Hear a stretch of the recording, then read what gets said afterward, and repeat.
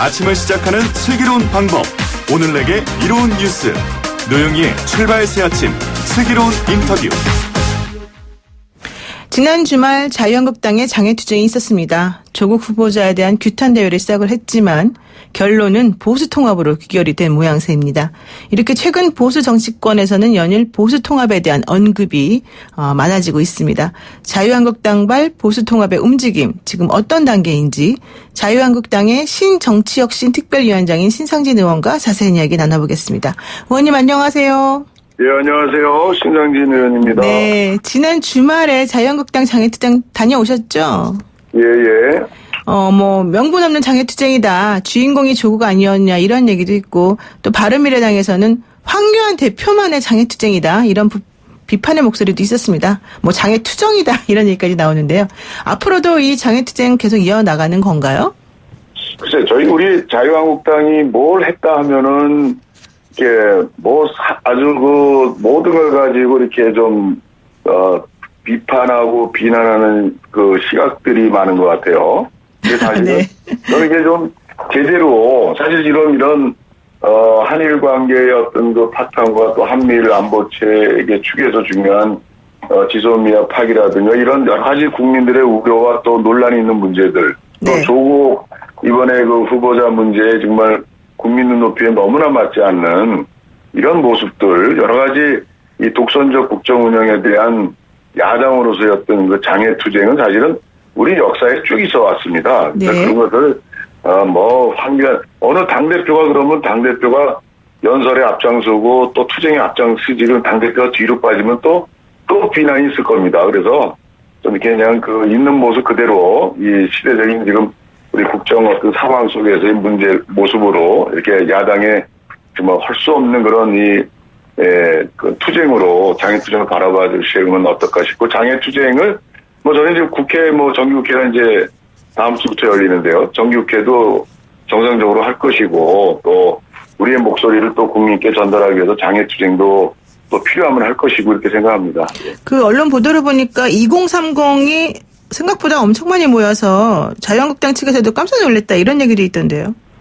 예, 지금 이거는 우리 여론조사나 또 요즘 벌어지는 모든 이 상황에서도 보듯이 또 방송 또 신문에서도 보듯이 2030들이 어떤 386 세대들의 좀 유선적 모습이나 이런 어떤 조국 후보가 특히나 또 이 도덕과 정의를 외쳤던 그런 그렇게 발언하고 살아오신 분으로서 2030이 아마 배신감이나 또 좌절감, 또 허탈함이 굉장히 심할 거라고 생각합니다. 그래서 아마 장외투쟁도 하고 2030도 그렇게 많이 분노하고 있는 것 같습니다. 네, 그렇군요. 조국 후보자 그럼 청문회는 안 하는 건가요? 왜 이렇게 날짜에 대해서 아직까지 이견이 있는지. 물론 나경원 대표가 청문회를 3일간 하자 제안을 했지만 또 여야 간에 합의가 되지 않겠냐 이런 얘기까지 나오는데요. 예, 보이콧, 청문회 보이콧, 얘기는 제가, 지난주에 최고회의 또 최고위원 중진회의 연석회에서 제가 발언을 했는데요. 예.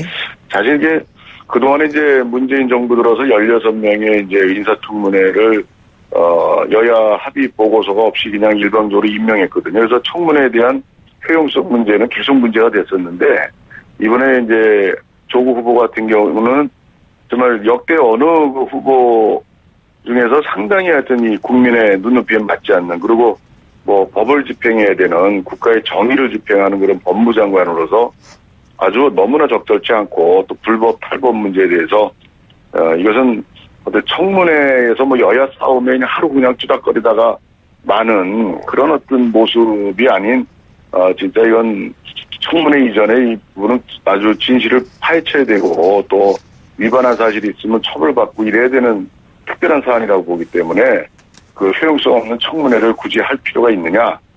우선 진상규명이 먼저다 이렇게 생각하는데 청문회가 갖는 참 문제가 많이 있습니다. 아시다시피. 네. 여야에 어떻게 보면 정쟁판처럼 돼가지고 정말 이걸 그리고 또 문재인 대통령은 그동안 쭉 청문회에서 아주 여러 가지 문제가 터져나오는 후보라도 다 임명을 하고 이렇게 진행한 것에 대해서 조국 후보에 대해서는 그렇지 않은 요식 절차로 청문회가 진행되겠다는 그런 분명한 그런 인식을 가지고 뿔콘 얘기들이 당내에서 나오고 있는 실정입니다. 그 원래 청문회가 2000년 6월에 처음 시작이 될 때는 뭐 대법원장이라던가 국무총리라던가 이런 분들을 대상으로 특정 몇몇에게만 진행이 되고 국회의원들의 표결에 의해서 또 가결 부결이 결정이 되다가 2005년도부터는 대상을 확대하되 국회의원이 청문 보고서를 채택하지 않아도 대통령이 임명할 수 있도록 이렇게 바뀐 거 아니겠습니까?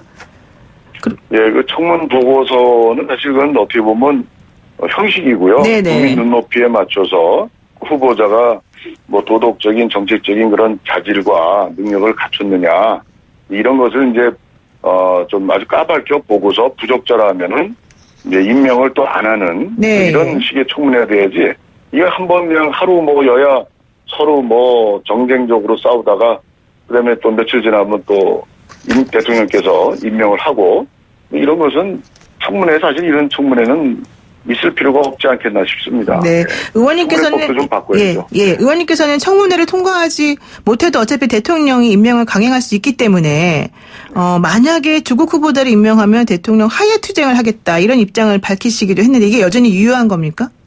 네, 저는 이것도 지난주에 제가 뭐 당의 최고위원 중진 연석회에서 발언한 건데요. 네. 그러니까 사실 이게 저도 뭐 그동안에 여러 그 장관 후보자들의 또 지난번 윤석열 검찰총장의 문제도 많은 문제들이 불거졌음에도 불구하고 뭐 대통령 하야 뭐 이런 얘기까지는 하진 않았어요. 예. 근데 이번에 이 조국 문제는 국민들께서 이번 굉장한 문제점을 많이 느끼시잖아요. 그리고 뭐 저희가 이제 뭐 흔히 말하는 뭐 문재인 정부의 뭐 언론 영향력이 지금 지대하고 편향된 게 많다고 저희들은 보는데 이제 그런 방송 언론조차도 이 조국 후보 문제는 뭐 연일 그 문제 자고 나면 그냥 뭐 새로운 문제들이 터지고 그래서 이런 분을 또 임명한다면 특히나 이건 법무장관 아닙니까? 무슨 뭐 다른 부처도 아니고 근데 이것을 이런 국민적 의혹이 너무나 많은데 임명을 강행한다면 이건 대통령으로서 국가의 법과 정의를 지키겠다는 그런 어떤 의지가 없다. 그것은 헌법을 위반하는 그런 대통령의 임명 권한 남용이 아니겠느냐 해서 제가 그 하야 투쟁까지도 우리가 벌려야 된다라고 강하게 이야기했습니다. 네, 그렇군요. 일단 그 자유한국당발 보수통합 얘기도 한번 해볼까 싶은데요. 내년 총선을 위해서는 보수통합이 꼭 필요하다는 입장이신 것 같은데 그렇다면 통합의 범위가 안철수 전 대표부터 우리 공화당까지 모두를 아우르는 이런 것인지요?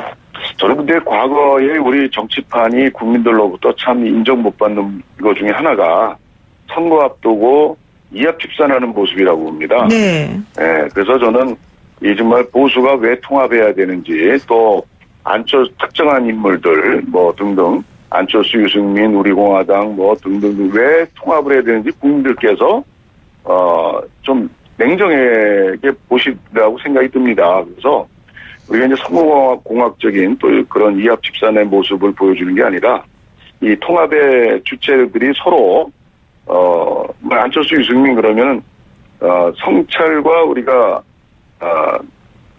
뭐 가치나 이념에 대해서 그 비전 그런 것들을 서로 공유하는 그런 어떤 토론과 또 그런 국민들께 왜 우리가 통합해야 되는지는 그 명분과 이유를 제시해야 될 필요가 있다고 생각되고요. 그래서 저희는 우리 한국당 입장에서는 저는 혁신위원장을 맡고 있는데 우리가 이제 공천 문제로 우리 20대 총선에서 한국당이 아주 많은 나쁜 점을 노출했어요. 개파의 문제를. 그래서 그러한 공천 혁신을 룰로서 시스템으로 하고 또 당 혁신을 또 내부적으로 민주정당으로서의 좀 더 철저히 하를 기하고 하면서 우리 당에 좀 먼저 우리 당이 좀 혁신을 해나가면서 나가야 된다. 그러면서 우리가 이념과 가치로 인한 가치를 근거로 한 보수 재편이 이루어져야 된다. 이렇게 생각해서 현재 저는 그런 것을 하나의 과정으로 봐야 된다고 생각합니다. 그러면 유승민 의원이 보수통합의 주축이 되고 이런 식으로 러브콜이 이어진다면 결국 탄핵 문제에 대해서는 한국당 내에서는 입장이 정리가 된 겁니까? 대통령 탄핵에 대해서. 탄핵 문제는 뭐 저희가 뭐 그것에 대해서 서로 어떤 뭐 입장을 또 따져봐야 된다. 뭐 잘못한 걸 또 따져봐야 된다고 하지만 저는 이 보수 통합이라는 또 큰 또 이 방향을 놓고서 네. 이 탄핵을 놓고서 잘잘못을 따지다 보면 보수가 찢어진다고 생각해요. 통합이 네, 아니라. 그래서 그렇군요. 저는 그런 문제는 앞으로 좀 더 시기를 봐서 좀 논의해야 될 부분이라 생각하고 네. 그 부분 빼놓고 우리 대한민국 사회 또 보수가 가야 될 길 이런 데 대해서 좀 더 철저한 좀 이 논의가 필요하다고 생각합니다. 네, 그렇군요. 보수통합은 그런데 내년 총선의 공천과도 결국 맞물려 있을 텐데요. 지금 신정치혁신특별위원장을 맡으시면서 현역 의원 50% 물갈이를 지난번에 얘기하신 적이 있습니다. 절반 물갈이 과연 총선까지 잘 진행될 수 있을까요? 네, 이 부분은 아마 뭐 우리 국민들이나 또 지지하시는 분들이나 또 당내에서도 이런 여론이 좀 많이 있습니다. 결국 20대 총선에 저희가 잘한 게 없고 20대에 네. 또 저희 당의 대통령도 탄핵이 되고 이런 상황에서 우리 국회의원들이 책임이 크죠. 크고 작은 뭐 그런 정도 차이는 있겠지만 그래서 이 물갈이가 과거에도 한 30% 정도는 있었는데 이번엔 더 좀 반정적 차원에서 그런 것을 저희 현역들도 감내하고 또 새로운 또 신진 정치인들이 많이 이렇게 수혈돼야 되는 거 아니냐라는 원칙에서 50% 정치 신임 가산점 룰을 만들었는데 저희 당에서도 아마 이런 큰 방향에 대해서는 크게 부정하기가 어려울 거라고 생각이 들어서 이렇게 가지 않겠나 이렇게 희망적으로 생각하고 있습니다. 네, 그렇군요. 예, 감사합니다. 오늘 말씀 여기까지 네. 듣겠습니다. 감사합니다. 네, 지금까지 자유한국당 신상진 의원과 함께했습니다. 잠시 후 2부에서는요. 발사체를 또 쏘아 올린 북한의 속내 그리고 지소미아 종료 이후 한일 관계에 대해서 전문가와 자세하게 짚어봅니다.